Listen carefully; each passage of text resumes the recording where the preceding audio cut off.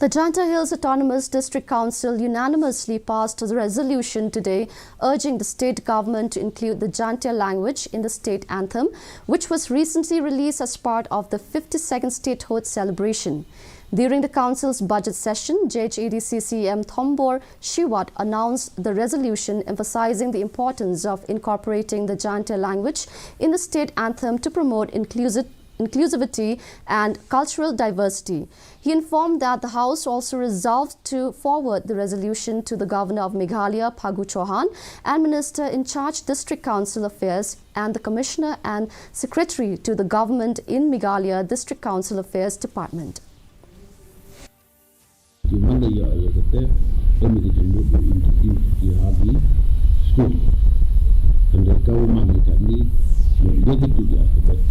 Kauman kanina do kolido la polo okana